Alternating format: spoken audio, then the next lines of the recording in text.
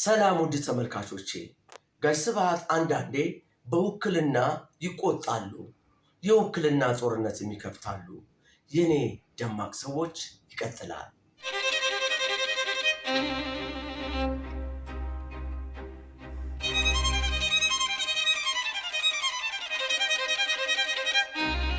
የኔ ደማቅ ሰዎች ድል ቀለም ከኤምቢአይ በአንድ ጋሎን ሰፊ ቦታዎችን ማዳረስ የሚችል ከነውበቱ ለረጅም ጊዜ የሚቆይ ቀለም ድል ቀለም። ድል ቀለምን ይጠቀሙ። የግንባታውን አጨራረስ በድል ይደምድሞ። ተመጣጣኝ ዋጋ ከበቂ አቅርቦት ጋር ኤምቢአይ ድል ቀለም የሚድሮክ ኢንቨስትመንት ግሩፕ አባል ከኤምቢአይ።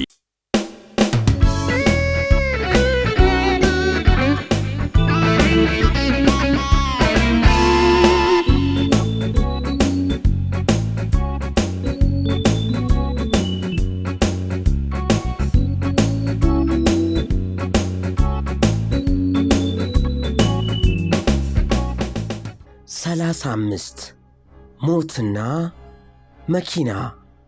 ከዕለታት አንድ ቀን ጋሽ ስብሐት ራዲዮ ፋና ግቢ ከሚገኘው ቢሮአችን ማልደው መጡ። እርሳቸው እኔና ስንዱ ወደ መስሪያ ቤቱ ምግብ ቤት አመራን። ቁርስ እየበላን ሳለ ጋሽ ስብሐት በሕልሜ እኮ አየሁት አልኳቸው። ምን ሳደርግ አሉኝ። የሚያምር አዲስ መኪና ውስጥ ተቀምጠው ሲሄዱ ሊጎርሱት የጠቀለሉትን እንጀራ ጥለው ወደ ጆሮዬ ጠጋሉና እውነትህን ነው? አዎን አልኳቸው። መኪና እኮ ሞት ነው ብለው ተከዙ። ትካዜያቸውን ሲጨርሱ በቀስታ ራሳቸውን ነቅንቀው መመገባቸውን ቀጠሉ። ድንጋጤያቸው እኔን አሳቀኝ። ጋሽ ስብሐት አልሳቁም። ወዲያው ርዕስ ተቀየረ። ብዙ ጨዋታ መጣ። ስንስቅ ስንዝናና ቆየን። ከዚያ እኔና ስንዱ ወደ ቢሮአችን ተመለስን።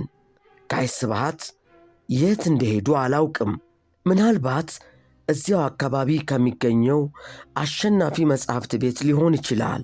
ብቻ በየፊናችን ውለን ወደ ማታ ግድም እኔ፣ ስንዱ፣ ጋሽ ስብሐትና አንድ የማላስታውሰው ሰው ጨርቆስ ከሚገኘው የዘነበ ወላ ቤት ተገናኘን። ወቅቱ ዘነበ የስብሐት ገብረ እግዚአብሔርን ትዝታዎች በቴፕ እየቀዳ የሚያጠራቅምበት ጊዜ ነው። በጋሽ ስብሐት ታሪክ ላይ የሚያተኩረውን ተወዳጅ መጽሐፉን ማስታወሻን ለመጻፍ ጋሽ ስብሐት ዘነበ ቤት ቀጠሮ ሲኖራቸው አልፎ አልፎ እኔና ስንዱን አስከትለው ይሄዳሉ። ያን ቀንም ተከትለናቸው ሄድን። ከስብሐት አፍ የሚዘንበውን ጣፋጭ ማር ለማጣጣም። ያን ቀንም እንደተለመደው እሳቸው ሲያወሩ ዘነበ ሲቀዳ እኛ ስናዳምጥ ቆየን። በመሃሉ ዶክተር ሙሴ ኃይሉ መጣ። ዶክተር ሙሴ ጋሽ ስብሐትንም ልጃቸውን ዜናንም ይወዳቸዋል፣ ይንከባከባቸዋል። ከዘነበ ወላ ቤት ስንወጣ ቀኑ መሽቷል። ከጋሽ ስብሐት ጋር በደህና አደሩ ሰላምታ ከተሰነባበትን በኋላ እርሳቸው ወደ ዶክተር ሙሴ መኪና ሄዱ። በዚያን ወቅት ዶክተር ሙሴ በጣም የምታምር ሬንጅ ሮቨር መኪና ነበረችው። ወደ መኪናው በር ሲጠጉ እኔ ፊቴን አዙሬ መንገዴን ቀጥያለሁ። ድንገት ከኋላዬ ታገል የሚል ድምፅ ሰማሁ። ጋሽ ስብሐት ነበሩ። አቤት ጋሽ ስብሐት። የበሩን እጀታ ያዝ እንዳደረጉ ናስቲ ተመለስኩ። በጥልቅ ሐሳብ ከተዋጡ በኋላ ወደ ጆሮዬ ጠጋ ብለው ሕልሙን ካየህ ቆየህ አሉኝ። ከመደናገሬ ብዛት የቱን ሕልም አልኳቸው። ጠዋት የነገርከኝን ሕልም 15 ቀን አልፎታል። አይ እንደዚያ ከሆነ አልፈነዋል ማለት ነው አሉና የመኪናውን በር ከፍተው ገቡ።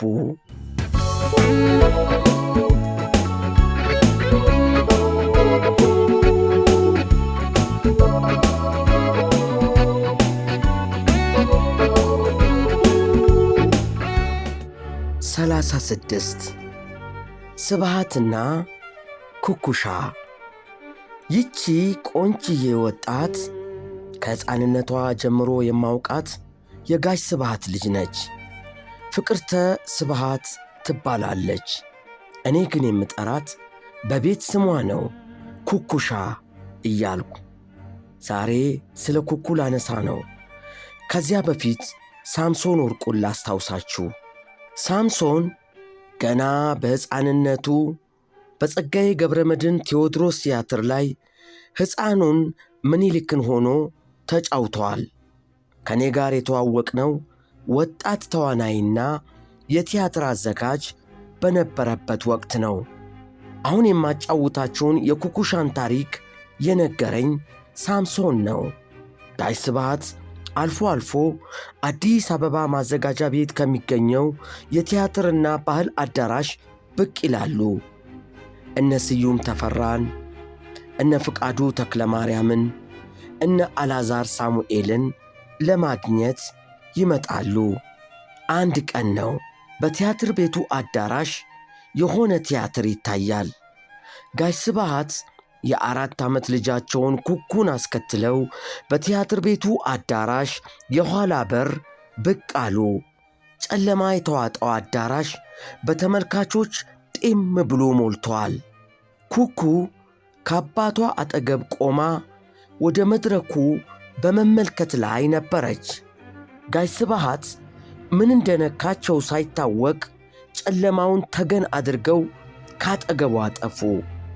አዳራሹን ለቀው ወጡ። ኩኩ ቀልቧን ሰብስባ ዘወር ስትል አባቷ የሉም። ጨለማ ውስጥ ብቻዋን መቆሟን ስታውቅ እሪ ብላ ጮኸች። የቲያትር ቤቱ አስተባባሪዎች ተሯሩጠው ያዟት። አቅፈው እያባበሉ ከጨለማው ስፍራ አውጥተው ሲመለከቷት የጋሽ ስብሃት ልጅ ነች። ጋሽ ስብሃትን መፈለግ ጀመሩ። ማክሲም ከሚባለው የማዘጋጃ ቤቱ ሻይ መጠጫ ክበብ ቁጭ ብለው አገኟቸው። ምን ነው ጋሽ ስብሃት ልጆን ጨለማ ውስጥ ጥለዋት ሄዱ አሏቸው። የጋሽ ስብሃት መልስ ወደፊት የሚጠብቃትን የዚህ ዓለም ጨለማ ከአሁኑ ትልመደው ብዬ ነው የሚል ነበር። ኩኩሻ ሕፃን ሆና በማዘጋጃ ቤቱ አዳራሽ ውስጥ በጨለማ ተውጣ ያሰማችውን የድንጋጤ ጩኸት እስካሁን አትረሳውም።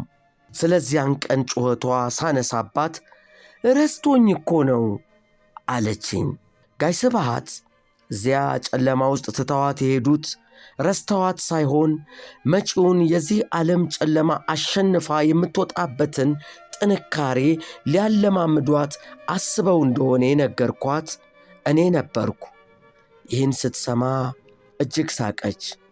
ኩኩሻ ዛሬ ብዙ ጣውረዶችን በጥንካሬ አልፋ ወይዘሮ ፍቅርተ ሆናለች። ሚስትም እናትም ሆና በደስታ እየኖረች ነው።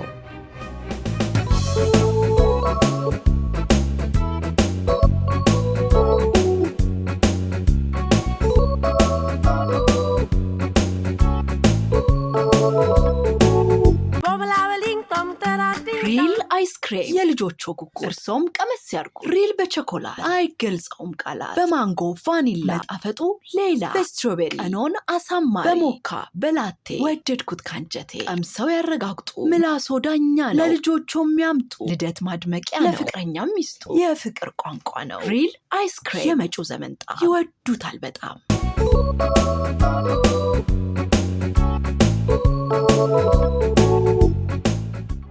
ሰላሳ 37 ፍቅርና ጥፊ። ጋሽ ስብሃት አዲስ አበባ ዩኒቨርሲቲ ኮሌጅ በነበሩበት ወቅት ትዕግሥት ከምትባል ልጅ ፍቅር ይዟቸው እንደነበር ለዘነበ ወላ አጫውተውታል። ትዕግሥት ቀይ ነች፣ አጭር ነች። እጆቿ ላይ ትናንሽና ቀያይ ፀጉሮች አሏት። ጋሽ ስብሃት እነዚያን ቀያይ ፀጉሮች መዳበስ ይፈልጉ ነበር፣ ግን ፈሩ። ትዕግሥት ጋሽ ስብሃትን ትንከባከባቸው ስለነበር እንደ ወንድሟ ብታየኝ ነው ብለው ተዘናጉና ፈሩ። እንዲሁ እንደተዘናጉ የኮሌጅ ትምህርታቸው ተጠናቆ ተለያዩ። ከነዚያ ቀያይ ፀጉሮች ጋር በድጋሚ የተፋጠጡት ከ2 ዓመት በኋላ ነው። ትዕግሥትን አሜሪካ ለትምህርት ሄደው አገኟት። በአዲስ አበባ ሙቀት ውስጥ ያንቀጠቀጣቸው ፍርሃት ዋሽንግተን በረዶ ውስጥ ለቋቸው ኖሮ በድፍረት ነገሯት። አዲስ አበባ ዩኒቨርሲቲ ኮሌጅ ሲማሩ ሳለ በፍቅሯ ልባቸው እንዴት እንደ ጦፈ አጫወቷት። ትዕግሥትም እጅግ የሚቆጫቸውን ነገር ነገረቻቸው። እኔም እኮ እንዳንተው አፍቅሬ ነበር። ሐሳቡ ካንተ ሳይሰነዘር ሲቀር ጊዜ እኔም ፍቅሬን ውጭው ቀረው አለቻቸው። እንግዲህ ፍቅሩን ለእኛ ባይለው ነው ተባብለው ተለያዩ። ከብዙ ዓመት በኋላ በሌላ መንገድ እንደ እርሳቸው የተደናበረ ወጣት ምከሩኝ ብሎ ጋሽ ስብሃት ዘንድ መጣ። ይህን ታሪክ ያጫወተኝ ዓለማየሁ ገላጋይ ነው። ዓለማየሁ ሲነግረኝ ስቄአለሁ።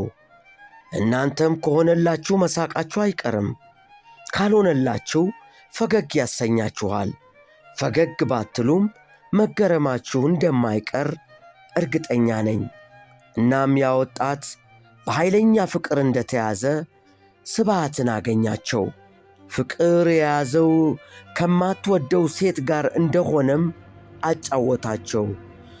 እናም የሁሉ ጋሽ ስብሃት ከባድ ችግር ውስጥ ነኝ። ልጅቱን በጣም ወዳታለሁ፣ እርሷ ግን እሻላለችኝም።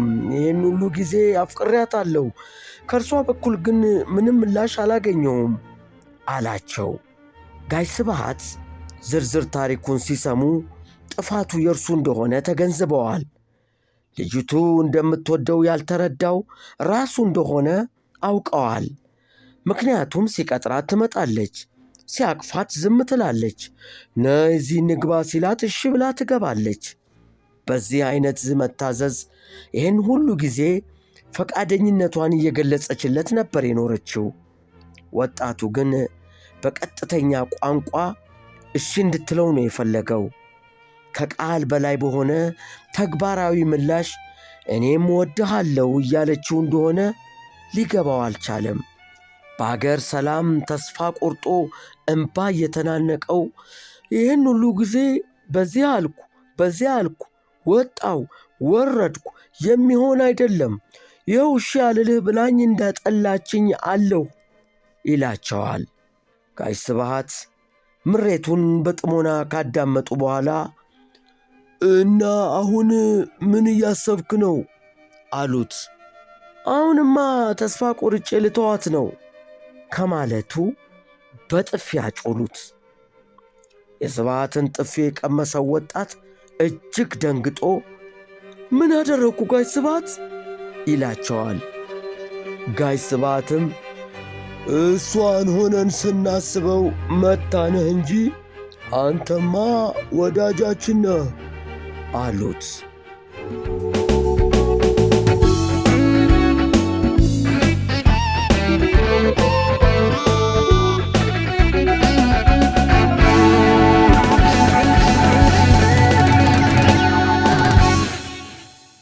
አንጋፋውና የጥራት ምልክት የሆነው ድርጅታችን ኮምቦልቻ የብረታ ብረት ምርቶች ኢንዱስትሪ ፋብሪካ አሁን አዲስ ዘመናዊ የጌጣጌጥ ብረት በሮችን በማምረት ወደ ገበያ መጥቷል። ዘመናዊ ውብና ጠንካራ የሆኑ በሮችን ለመኖሪያ ቤቶች፣ ሆቴሎች፣ ኮንዶሚኒየሞችና ቢሮዎች ተስማሚ የሆኑ የእንጨት ባህር ያላቸው ድምፅ የማያሳልፉ እርጥበት የማያበላሻቸውና የላቀ ቴክኖሎጂ የቀለም ቅብ ፓውደር ኮትኝ የተቀቡ በፓስወርድ በአሻራና በቁልፍ የሚከፈቱ ከ6 እስከ 10 የሚደርስ የቁልፍ ተወርዋሪ ያላቸው በሮችን በተለያየ ዲዛይንና የቀለም አማራጭ አዘጋጅተናል። ኮስፒዶር በቅርብ ቀን ይጠብቁ። ኮምቦልቻ የብረታ ብረት ምርቶች ኢንዱስትሪ ኃላፊነቱ የተጠበቀ የግል ማህበር። የደራሲ ስብሃት ገብረ እግዚአብሔር ትውስታዎች በዚህ አያበቁም።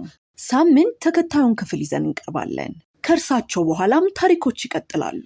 የነ ከበደ ሚካኤል፣ የነ አዲስ አለማየሁ፣ የነ ደበበ ሰይፉ፣ የተወዳጁ ጋዜጠኛ የደረጀ ኃይሌ፣ የነ ኃይሌ ገብረስላሴ፣ የነ ዓለም ነዋሴ፣ የነ ጎሳዬ ተስፋዬ፣ የሌሎችም ደማቅ ሰዎች ያልተሰሙና የሚያስገርሙ ታሪኮችን ይጠብቁ። ሁሌ እንዲያገኙን ሰብስክራይብ ያድርጉን። የምስራች! የኔ ደማቅ ሰዎች ቅጽ 1 ካናዳ በሚኖሩ የትረካ ወዳጆች ታትሟል። ቶሮንቶ የምትገኙ ኢትዮጵያውያን በስልክ ቁጥር 43 7766 24 21 ደውላችሁ ማግኘት ትችላላችሁ። ሁናቴዎች ሲመቻቹ አዲሱ ትውልድ ከታላላቆቹ ስብዕና ይማር ዘንድ የኔ ደማቅ ሰዎች ቅጽ 1፣ 2 እና 3 በተከታታይ ለኢትዮጵያ አንባቢያን የሚቀርቡ ይሆናል። በአንባቢያን ዘንድ ተወዳጅነትን ያተረፈው የታገል ሰይፉ ዝንቡላና ካሮት ረጅም ልቦለድ 3ኛ እትምም በጃፋር መጽሐፍት መደብር አለ። ቢችሉ ገዝተው ባይችሉ ተውሰው ያንብቡት።